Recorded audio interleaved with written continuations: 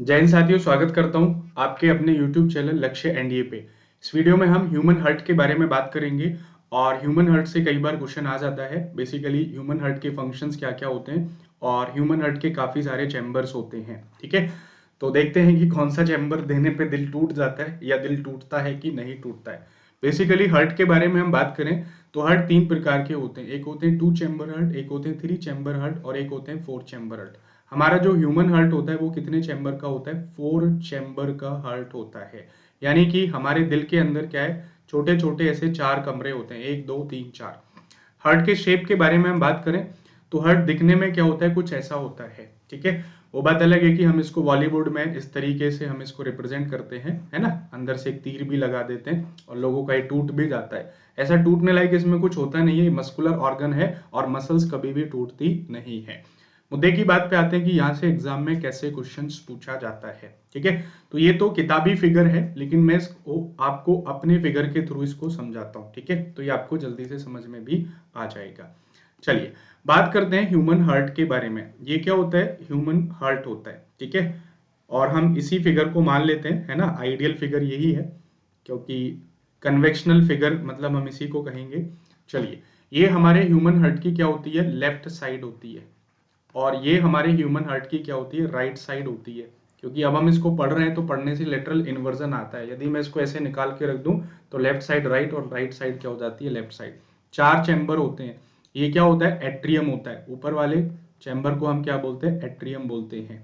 और नीचे वाले चैम्बर को हम क्या बोलते हैं? वेंट्रिकल बोलते हैं। तो ये क्या हो जाता है? ये आपका लेफ्ट एट्रियम और ये आपका राइट एट्रियम। ये आपका लेफ्ट वेंट्रिकल और ये आपका हो जाता है राइट वेंट्रिकल। ठीक है, तो ये हमारे दिल के क्या होते हैं? 4 चैम्बर होते हैं। चलो बेसिक बेसिक बातों को पहले जान लेते हैं। ऊपर के जो चैम्बर्स होते हैं ये क्या करते हैं? ये ब्लड को रिसीव करते हैं। ठीक है, और नीचे के जो चैम्बर होते हैं ये क्या करते हैं? ब्लड को पंप करते हैं। तो एक क्वेश्चन पूछा जाता है कि नीचे वाले चैम्बर्स की जो लेयर्स होती है वो थोड़ी सी थिक होती है। क्यों थिक होती है? क्योंकि ये पंप करते हैं, तो इसलिए उनकी जो वॉल्स होती है, लेयर्स होती हैं, वो क्या होती है? मजबूत होती हैं। चलिए, अब इसका काम क्या होता है? इसका जो फंक्शन होता है, वर्क होता है, ये ब्लड को पंप करता है। ठीक है, to pump the blood. Okay, तो दिल को किसी को देना नहीं है, है ना, तो दिल दे दोगे तो फिर ब्लड को पंप कौन करेगा? है ना, पंपिंग ऑर्गन आप किसी को दे दोगे। चलिए, तो बात करते हैं कि ये किस तरीके से काम करता है। तो बेसिकली इसका काम होता है कि ये सर्कुलेटरी सिस्टम में पार्टिसिपेट करता है। चलो देखते हैं किस तरीके से। तो यहाँ पे हमारे क्या होते हैं? इस तरीके से लंग्स होते हैं और नीचे क्या होते हैं? कोई भी टिश्यू होती है। तो ये क्या होता है? डबल सर्कुलेटरी सिस्टम होता है, एक साथ में 2 सिस्टम काम करते हैं। आपको पता है कि लंग्स के पास ऑक्सीजन आती है, ठीक है, और कार्बन डाइऑक्साइड बाहर जाती है। कार्बन डाइऑक्साइड बाहर जाती है। तो अब इस लंग्स में ऑक्सीजन का होता क्या है, या ऑक्सीजन का हमारे बॉडी में होता क्या है? तो ऑक्सीजन रेस्पिरेशन में हेल्प करती है। तो लंग्स से जो ब्लड वेसल्स होती हैं वो ऑक्सीजन को लेके कहाँ आती हैं? लेफ्ट एट्रियम के पास आती हैं। ठीक है, तो ये कैसा ब्लड होता है? ये प्योर ब्लड होता है। प्योर ब्लड का मतलब इसको हम ऑक्सीजनेटेड ब्लड भी कह देते हैं, जिसके पास ऑक्सीजन कंटेन होती है। यहाँ से ब्लड फिर नीचे इस चैम्बर में आता है, किसके पास? राइट एट्रियम के पास। और राइट एट्रियम क्या कर देता है? इसको पंप कर देता है टिश्यू के पास। यानी कि ऑक्सीजन अब कहाँ पहुंच गई? टिश्यू के पास पहुंच गई। टिश्यू में ऑक्सीजन का क्या होता है? तो जो हम फूड खाते हैं तो उस फूड का ऑक्सीडेशन होता है, वहां से हमें क्या मिलती है? एनर्जी मिलती है। और यहाँ से कार्बन डाइऑक्साइड गैस रिलीज होती है। इसी कार्बन डाइऑक्साइड गैस को लेके ब्लड फिर से किसके पास जाता है? हार्ट के पास जाता है, क्योंकि रिसीव करना किसका काम होता है? ऊपर वाले चैम्बर का काम होता है, यानी कि राइट एट्रियम इसको रिसीव करता है। और यहाँ से फिर ये नीचे आ जाता है, और नीचे आने के बाद जो अच्छा, ये लेफ्ट वेंट्रिकल है। ठीक है, ये लेफ्ट एट्रियम, राइट एट्रियम, ये लेफ्ट वेंट्रिकल, और ये क्या हो जाता है? Right ventricle. राइट वेंट्रिकल इसको भेज देता है फिर किसके पास? लंग्स के पास। ठीक है, क्योंकि इस ब्लड में क्या है? कार्बन डाइऑक्साइड है। इसको हम इम्प्योर ब्लड या इसको हम डीऑक्सीजनेटेड ब्लड भी कहते हैं। क्या कहते हैं? डीऑक्सीजनेटेड ब्लड भी कहते हैं। ये डीऑक्सीजनेटेड ब्लड, ठीक है, इसके बाद यहाँ पे पहुंच जाता है, यहाँ से नीचे आता है और ये फिर कहाँ पहुंच जाता है? लंग्स के पास। लंग्स में क्या होती हैं? कैपिलरिटीज होती हैं, छोटे छोटे ब्लड्स के कैपिलरिटीज होती हैं। वो क्या करती हैं? ऑक्सीजन को कार्बन डाइऑक्साइड को लेती हैं, बाहर फेंक देती हैं, ऑक्सीजन को ब्लड में मिला के आगे भेज देती हैं। तो क्वेश्चन पूछता है कि इन ब्लड वेसल्स का नाम क्या होता है। दो चीजें आप यहां से ध्यान रखना, कभी भी इससे आने वाला क्वेश्चन गलत नहीं होगा। पहला पॉइंट ध्यान रखना कि जो आर्टरीज होती हैं क्या, जो आर्टरीज होती हैं वो हमेशा हार्ट को लेफ्ट करके जाती हैं, यानी कि वो दिल को हमेशा छोड़ के जाती हैं। यानी कि एक ये हो गई आर्टरीज क्योंकि ये दिल को छोड़ के जा रही है और एक ये हो गई आर्टरीज क्योंकि ये भी दिल को छोड़ के जा रही है।